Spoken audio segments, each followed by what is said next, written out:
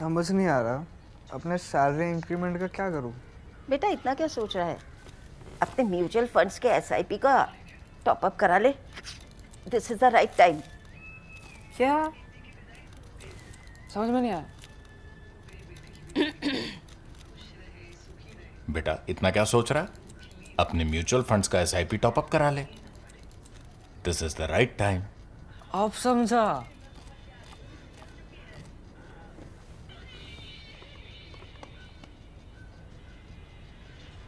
Mutual fund investments are subject to market risks. Read all scheme-related documents carefully. If you have any familiarity with Hindi film music, and chances are that many of you do, across generations, you'd remember one song from Kishore Kumar's Chalti Ka Naam Gaadi in 1958. And what was that? हम थे वो थी और समा रंगीन समझ गए ना, जाते थे जापान पहुंच गए चीन समझ गए ना. So headed for Japan, this one Kishore Kumar in this case reached China. For us, Cut the Clutter, the opposite is going to happen today. Cut the Clutter has been talking about China all this while. Over the years that this show has been on, since 2017, since 2018, we've talked about China at least 25 plus times directly. But one country we haven't talked about, a very important country, is Japan. Now we have the opportunity to talk about Japan.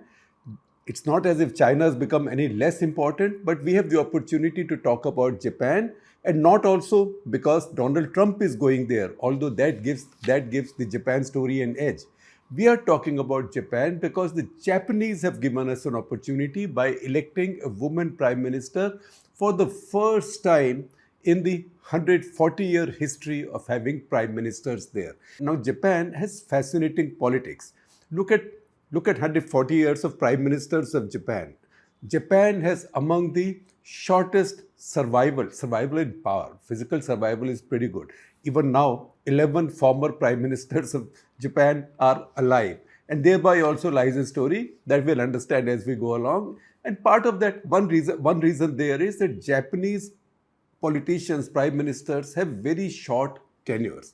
So over these 140 years, the Japanese have elected 104 prime ministers, or they've chosen 104 prime ministers. Some were in the Meiji era, etc., in the era of the royalty, but they've had 104 prime minister. Sanae Takaichi, the new prime minister, is the first woman prime minister out of this 104. Now divide 140 by 104. What do you get by way of average tenure of a prime minister in Japan?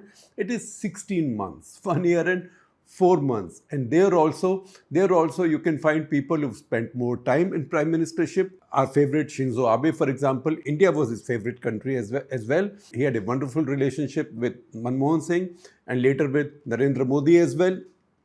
He served nearly 8 years in 2 terms. One first term of just about a year between 2006 and 7, and then a term of almost 7 years. Abe had caused quite a stir in his first term itself, 2006-7, when he decided to visit, although in a private capacity, the Yasukuni Shrine.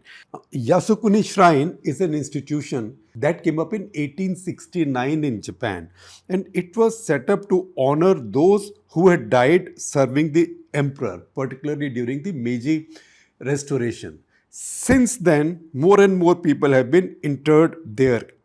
At this moment, the total number is 24,66,532. Japan has also had a very violent past. Now the key thing is, or the touchy thing is, that these include 1,066 convicted war criminals from World War II. These include 12 convicted Class A war criminals. That's like Himmler, Hitler, like that.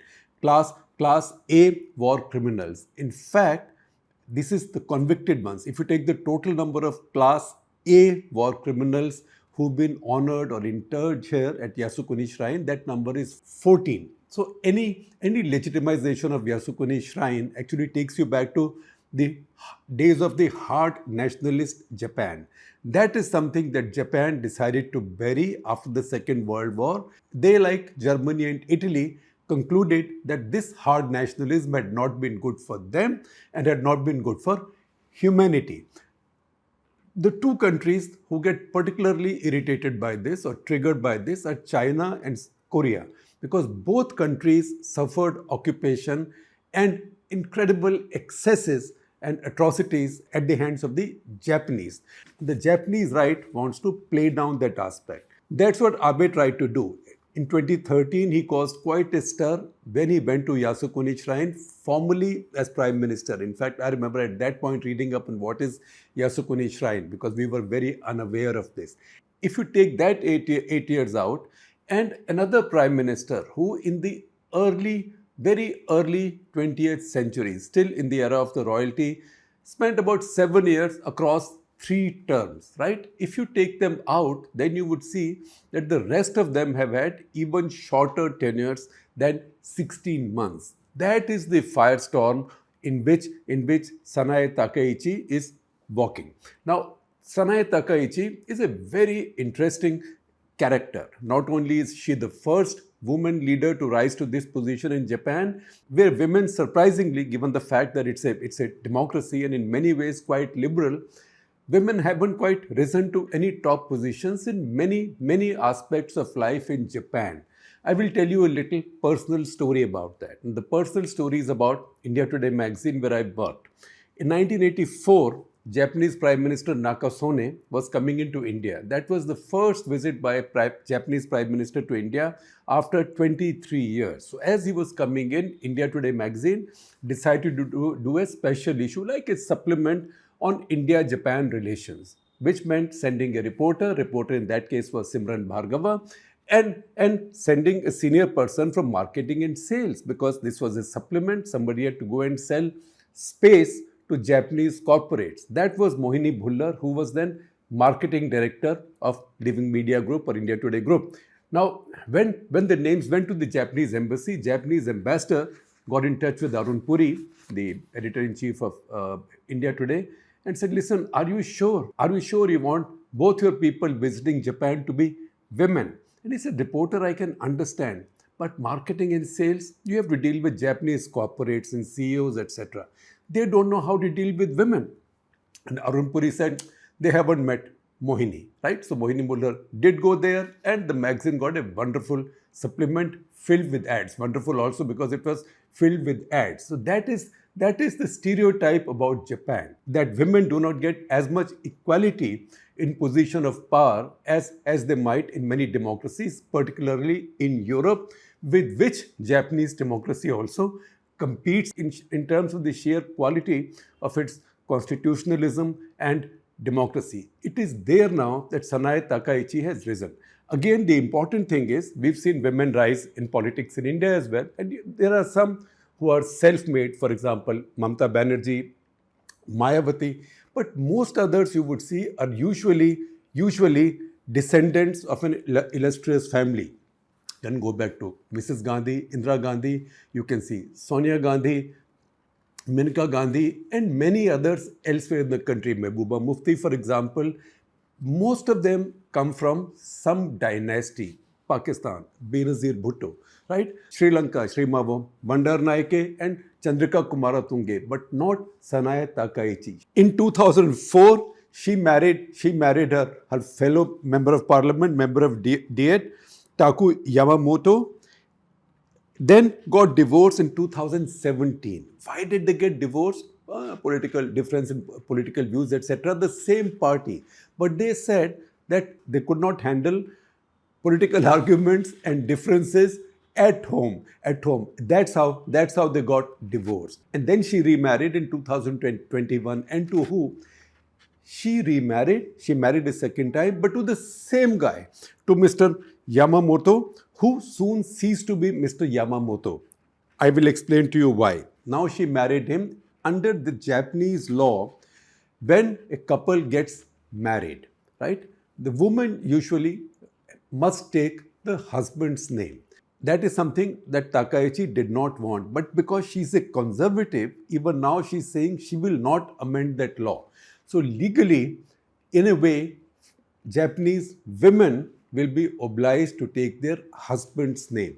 So the last time she complied with the legal requirement, but in the public usage, she did not change her second name. Now what's happened is 2021, when she married the same guy again to comply with the law, and they said the law is that both husband and wife must have the same second name. So Mr. Yamamoto, who's now 75, he's 75 to Takaichi's 64, he has taken her second name. So he's now Mr. Takaichi. So both have the same second name, and that's how the legal requirements are also fulfilled. She's a self-made politician. And you know what? She's also a bit of what young people would call a dude, in the sense that she was known to ride motorcycles, she was known to play drums with heavy metal bands. She's featured in commercials for credit card companies in the past. She's also been a leader of the right, of sort of generally harder right. Her party, LDP, Liberal Democratic Party, which has ruled Japan for most of the time since the Second World War. Since 1945, it has ruled Japan either directly or in a coalition for 70 years. LDP itself is a little bit right of center, but what happens is when it comes to power, when a prime minister comes in, usually they take a coalition partner, and that coalition partner also smoothens the edges of its right-wing ideology. That's how Shinzo Abe was a leader of hard right. But once he came to power, he did moderated himself. He moved a little bit closer to the center. Sanae Takaichi goes back to the early days of Shinzo Abe's rise to power. She was very much his protege, and she rose to power with him. He appointed him in his cabinet, and from there, she's competed within her party. This is a very male-dominated environment. She competed there. She tried for prime ministership earlier but failed. This time, she's come right on top, and just 3 days back, she took over as prime minister. So when Donald Trump goes to Japan, surprise of surprises, he will meet a new prime minister, which is not a surprise. And Japan changes prime minister so quickly that if you were sitting in a UPSC exam and I asked you, how many prime ministers has Japan had since Shinzo Abe gave up office in 2020, and name them, it might fox you, but I will tell you, Japan has had 3 prime ministers already. Takaichi is the 4th, or 3 before her, or between Shinzo Abe and her were Yoshihide Suga, Fumio Kishida, and Shigeru Ishiba. So once again, you can see the average survival rate of a prime minister in Japan is just over 1 year. That also tells us something about her degree of difficulty. She's not just an Abe loyalist, but she believes in the Abe way. So what has she done? She does not have the same numbers in the national parliament, or Diet as it's called in Japan, as Abe had. Abe in 3 elections got a majority of his own. You can see on your screen what kind of numbers he got in his elections. He still took an alliance partner. LDP had taken an alliance partner, Komeito, in 1999, and that continued. Komeito, which tends to be more on the little bit more on the liberal side, helped keep LDP closer to the center. But Abe had the power to do a lot of the stuff he wanted, including, as far as we are concerned in India, a big opening to India, big investments in India. That is how many of our metros have come up. Delhi, Mumbai, for example, the high-speed rail or the bullet train, Ahmedabad, Mumbai, the Chennai seawater desalination scheme, the Ganga rejuvenation project. In so many of these projects, Japanese money has come in. Japanese give you money over 50 years. These are 50-year loans at almost 0 interest rates. Abe had decided very early on that India was a partnership that Japan should really value. Now, Prime Minister Ishiba, for example, the most recent Prime Minister, he had committed an investment in India in the next 10 years amounting to 10 trillion yen. 10 trillion yen would today translate into about $55 to $56 billion, not small change. So from Indian point of view, you can expect that Sanae Takaichi will generally follow the Abe politics towards India. And given what a big economic power Japan is, by the way, it still has a larger GDP than us. We still haven't beaten Japan. Maybe we'll do so in a year or so. We haven't yet done it, as a piece by Surjit Bhalla, economist Surjit Bhalla on The Print had told us. And her rise into power means that she might bring back Abenomics. What was Abenomics? It was said that Abenomics has three arrows. What are the three arrows? One, dramatic fiscal spending, right? Print and spend. Number two, expand monetary supply. And number three, carry out economic structural reforms so as to stimulate private investment. Now, these are the things that Takaichi would want to do, but she has a problem. The problem is that after a long time of trying to have inflation, because the Japanese always fretted that they had no inflation, they wanted some inflation.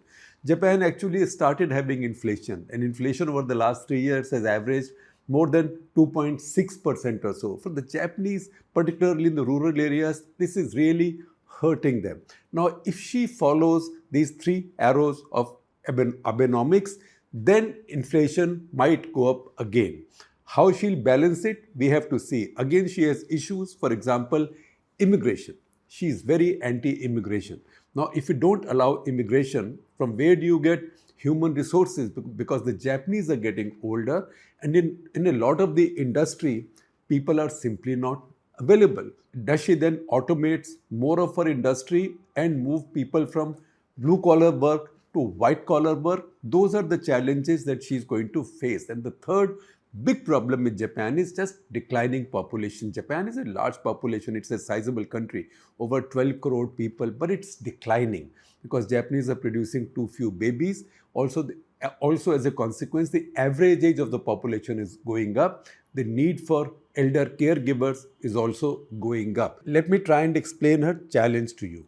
Because she's become Prime Minister, Komaito, which has been coalition partner with LDP since 1999, that's a little bit more liberal. So they walked away because they don't like her policies. They think she's too right. That's why she's taken another partner, and that partner is Japan Innovation Party. If you look at their numbers, she's got 196 seats. The majority mark is 233 in the Diet now. She's got 196 for LDP. LDP has chosen her as the leader. Her partner, Japan Innovation Party, has 35. That leaves them just a little short of majority, which will come in through independents and all. The important thing is the Japan Innovation Party, if anything, is a little bit more right of her. So she may not face so much resistance. Now, what are the things she's going to do that will make Trump also happy? She's going to up her defense budget. In 1945, after Second World War, when Japan adopted its new constitution, they put Article 9. Article 9 made the constitution pacifist, basically saying that Japan will completely disavow any war. It will not raise an army, navy and air force. It will not wage war on anybody, etc., etc. That's why although Japan has army, navy, air force, but these are called JSDF, or Japanese Self-Defense Forces.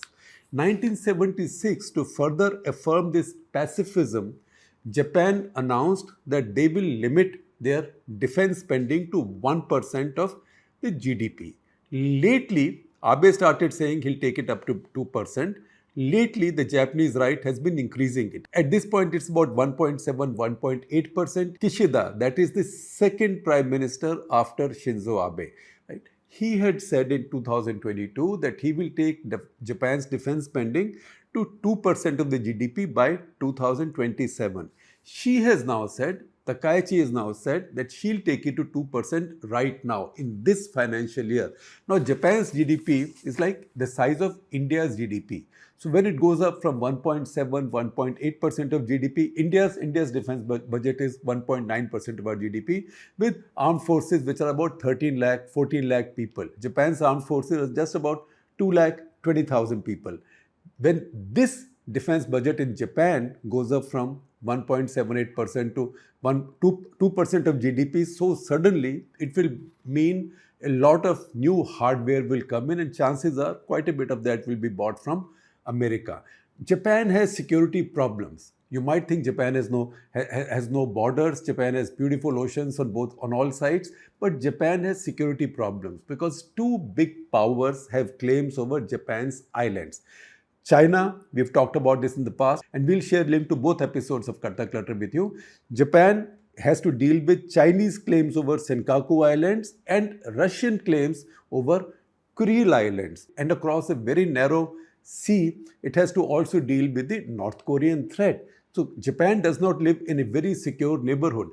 The US has a contingent of about 50 to 55,000 soldiers stationed at Okinawa and the group of islands around it. They effectively guarantee Japan's security, for which Trump has been demanding money. In his last term also, he had demanded that Japan start paying $8 billion per year for that. We don't know what ticket he will now put on the security service. That is also something that Takaichi will have to deal with immediately. So those are the things that she will have to deal with. Once again, in Japan, when you become Prime Minister, there is no guarantee how long will you be there for. Again, you can see in Japan, while Prime Ministers keep changing at such a fast rate, there is overall institutional stability in politics and governance in the country.